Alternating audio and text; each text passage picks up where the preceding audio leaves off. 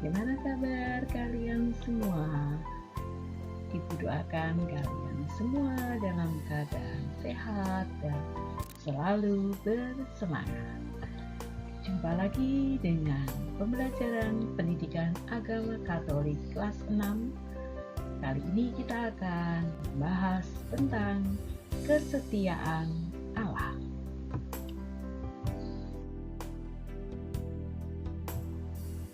Tujuan pembelajaran kita hari ini adalah setelah mempelajari materi pada hari ini, anak-anak diharapkan mampu memahami kesetiaan Allah kepada manusia. Anak-anak, janji adalah hutang. Artinya, janji haruslah ditepati. Apakah anak-anak sudah pernah berjanji dan apakah selalu ditepati?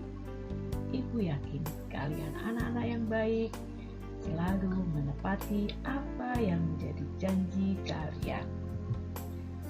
Orang yang menepati janji pada dasarnya menggambarkan kepribadian yang dapat dipercaya.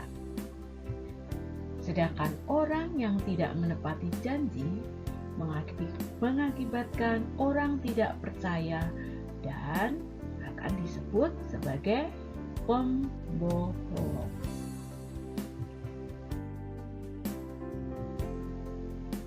Setia pada janji sebenarnya sudah ditunjukkan oleh Allah pada bangsa Israel. Pada pelajaran-pelajaran yang lalu kita sudah mempelajari bagaimana Allah selalu setia kepada janjinya, yaitu menyertai bangsa Israel walaupun bangsa Israel selalu meninggalkan Allah. Allah tidak melupakan bangsa Israel ketika bangsa Israel berada di pembuangan Babel atau pembuangan Babilonia. Selama 70 tahun, bangsa Israel berada di pembuangan Babilonia. Setelah 70 tahun, Allah menggerakkan hati Raja Koresi agar mau mengizinkan bangsa Israel kembali ke Yerusalem. Inilah kesetiaan Allah, tidak membiarkan rakyat Israel, bangsa Israel, terus berada di pembuangan Babilonia. Sejarahnya anak-anak, ketika Raja Nebukadnezar membinasakan Yerusalem 152 tahun sebelumnya, ia meruntuhkan temboknya dan membakar pintu-pintu gerbang kota itu. Akhirnya, selama 70 tahun bangsa Israel tinggal dalam pembuangan di Babilonia. Mereka ini hidup, menderita dan sengsara sebagai budak. Mereka harus bekerja keras, disiksa, dan mereka hidup sangat menderita. Setelah Babilonia dikalahkan oleh Raja Koresi dari Persia, Raja Koresi melihat keadaan bangsa Israel, merasa berbelas kasihan dan mengizinkan mereka pulang ke negerinya Yerusalem untuk membangun kembali bait Allah di kota Yerusalem. Anak-anak, kepulangan bangsa Israel ke Yerusalem ini dipimpin oleh Zerubabel.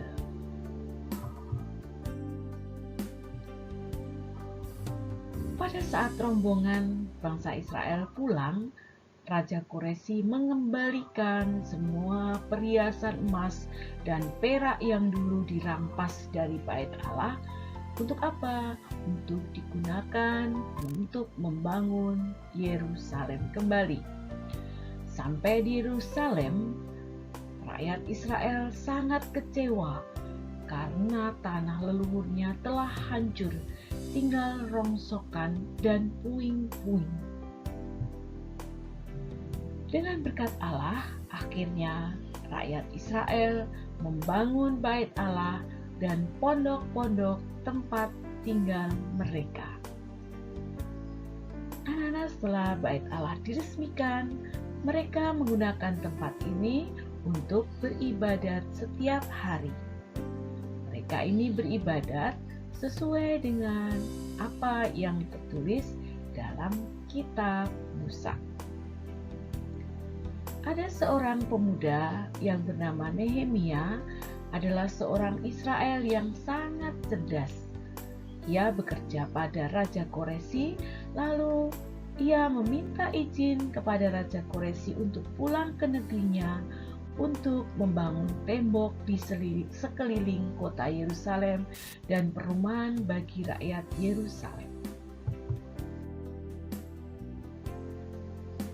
Belasan tahun kemudian, saat Nehemia kembali lagi ke Yerusalem untuk melihat perkembangan dan kehidupan bangsa Israel, ternyata Nehemia sangat kecewa. Mengapa? Karena ternyata banyak rakyat kembali meninggalkan Tuhan.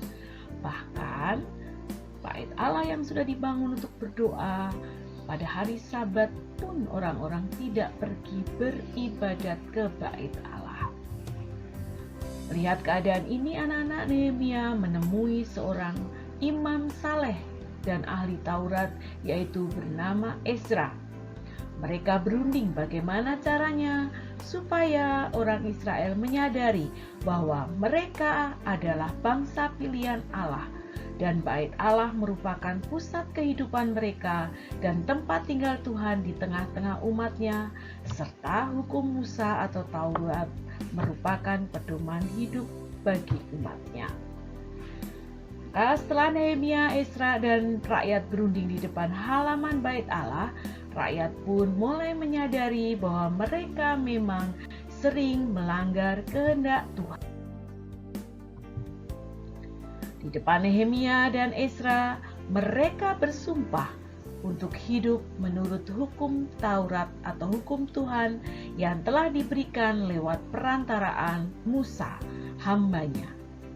Mereka juga berjanji bila mereka tidak menepati janji ini, mereka akan dikutuk oleh Tuhan. Sejak perjanjian itu, bangsa Israel anak-anak menyebut diri mereka sebagai bangsa Yahudi yang beragama Yahudi. Anak-anak, kalau kita menyimak materi tadi, penjelasan tadi, kita tahu kesetiaan Allah sungguh luar biasa. Apalagi kalau kita melihat pembelajaran-pembelajaran yang lalu, bagaimana Allah setia mengingatkan bangsa Israel dengan mengutus para nabi. Meskipun manusia berbuat dosa dan menjauhkan diri dari Allah, tetapi Allah tetap selalu setia. Allah tetap menemani manusia yang berbuat dosa dan mengharapkan manusia bertobat dan kembali kepadanya. Anak-anak, kita selalu diajak untuk tetap setia kepada Allah dan selalu bertobat kepada Allah. Marilah kita bersama-sama selalu setia, berusaha untuk tetap setia kepada Allah. Demikian tadi anak-anak pembelajaran kita hari ini. Marilah kita mulai dari sekarang selalu setia kepada Allah dengan melaksanakan apa yang menjadi ajaran-ajaran dari Tuhan Yesus, sehingga kita semakin dekat dengan Allah. Terima kasih anak-anak untuk kebersamaan hari ini. Selamat beraktivitas. Tuhan Yesus memberkati. Terima kasih.